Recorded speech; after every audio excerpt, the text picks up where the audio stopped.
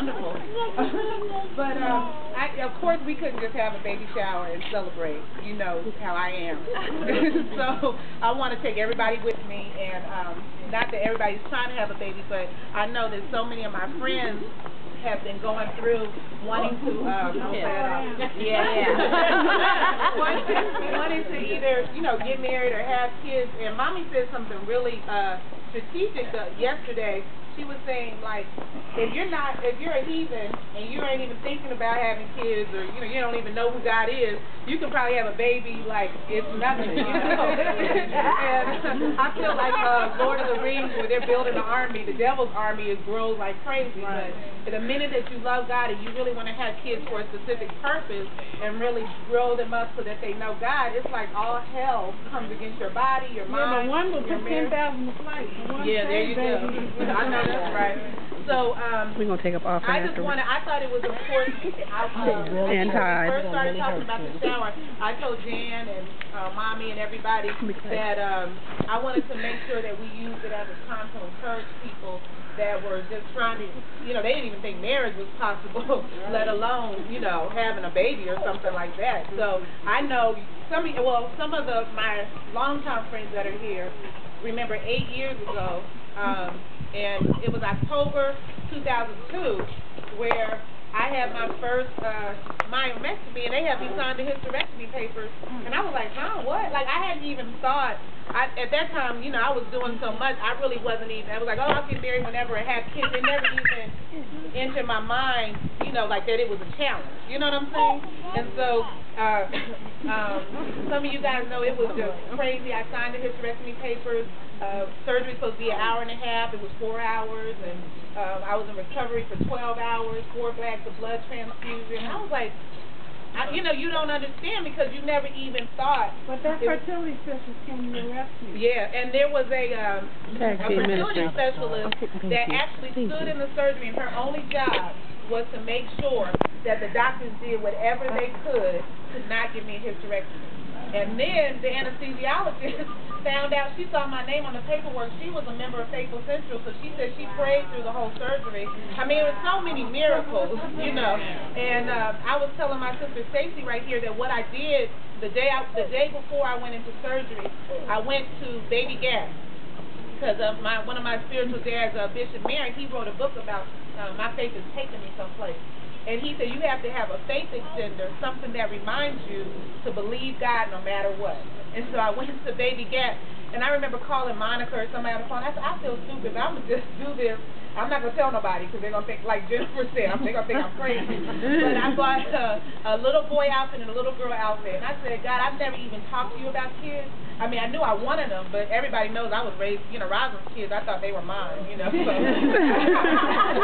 But now that it's being questioned, I'm going to get this. And I put it in a box. I had it gift wrapped, and I just put it in the top of my closet.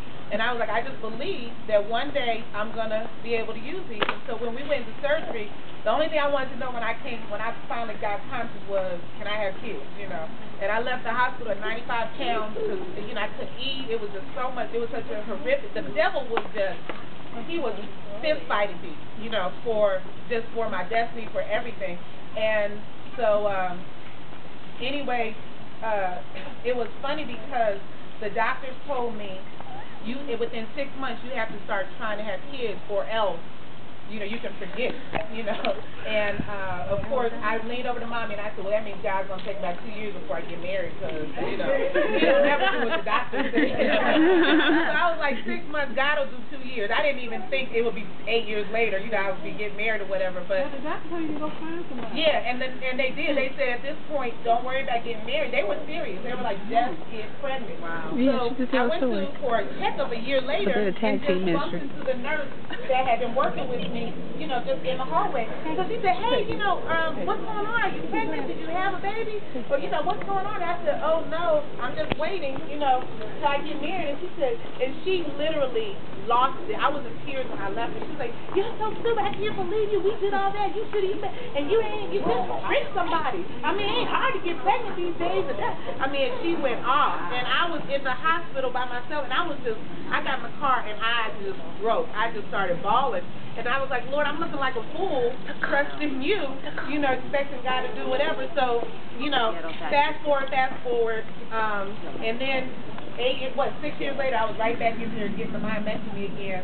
But, and it's so funny because Darryl was just my friend who came to make sure I could get through the second surgery okay.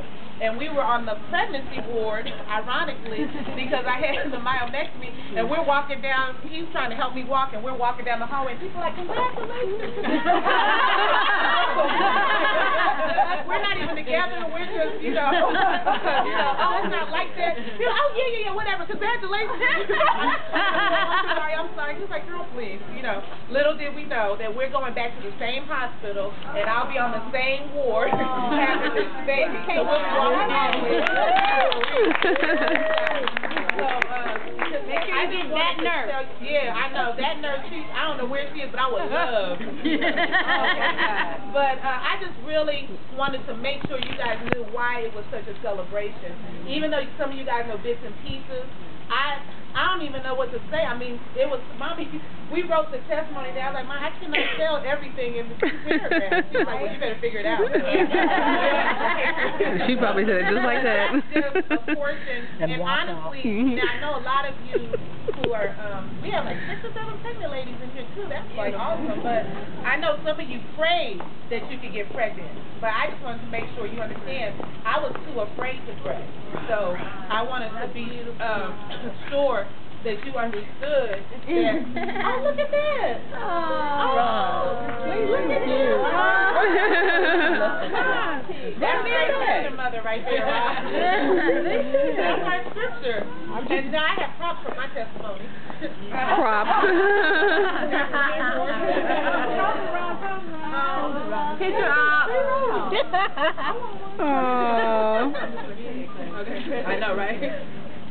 And this is our scripture, Zechariah 4:7, and it said, what are you, O great mountain? Before anything in life, some of you guys may just want to be married.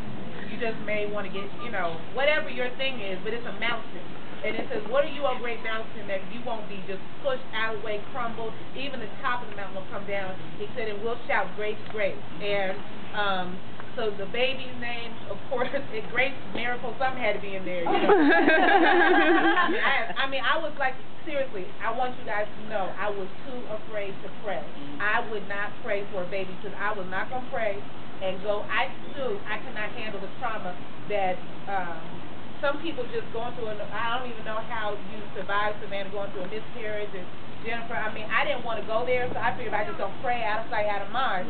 So God, I know he had a field day because I was in my prayer closet, and I said, okay, if I get pregnant, let me get pregnant by my birthday and have the baby around Rosalind's birthday. I was talking trash. And I figured it wasn't possible because my birthday was like a month and a half away, so I was just talking. So when I was in the house, I was so sick having symptoms. I was like, oh, because it's fast. I'm fast. I was on a fast. I was like, this is not a baby. I'm just fasting. And Rob was like, yeah. Go to the doctor. So 3 days before my 42nd birthday, I found out, and the baby was due a week before Rosalind's birthday. So my prayer was exact. And I felt like something to that. On her birthday, I was in Boston. Where's April? April, right there. April's birthday. I was at her dad's church Jubilee. I was at her dad's church Jubilee Christian Center. They're like my second family. So they were having a pastors conference. So some of the pastors were at his house that night, and we all felt led to pray for our children that night. So April has 8 brothers and sisters. They're all pastors, all in the ministry, all praise, worship leaders, all of them. And they have 22 grandchildren. Wow. And how many on the way? And 4 more on the way. So right the Thompsons, and you say Thompson in Boston, they know who you're talking about. Everywhere. But that night we prayed. And so I told Bishop Thompson, I said, and just pray for Teresa's womb. And so Bishop began to pray, we prayed. The next morning, Teresa called me. We were all still at the house, and they said we spent the night there. The next morning, she called me and said, Mom, guess what? I'm pregnant. Wow. So that was like instant to me. So I just want you guys to know we're just, just know anything, I dare you, I double dare you to go back and believe God, like, because he just shows off like that. And he shows off through all kinds of ways. It could be adoption or whatever, but I did not want to have a shower and celebrate and bring all, I mean, everybody in this room, some kind of a way, our lives have been connected, and you know, amen. So I just, especially my me management girls at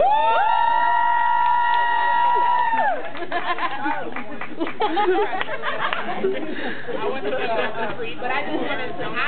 to make sure that my gift would be to pray for the women in this room, and because there are women specifically in this room, I've been praying for them to have kids for a while now. And we've just been believing God for just any type of miracle. Because, sometimes we tie God's hand, it has to be this way. But I know there's...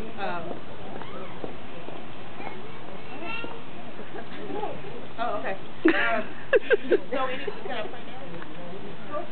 Well, no. Okay, I just wanted to say that Teresa's faith may not have been at the place where she could thank God, but my case was, because my kids were grown, and I needed another baby. And so right when my last child is in college and will soon be leaving home, she's going to have the baby that can, because the dog just wasn't getting it. The dog. She wasn't getting it with what I needed, so we still have this baby. So I knew I had asked God, just like I asked God for her, and my faith kept checking Mommy's stomach to see if she was pregnant. Oh, for me, not that.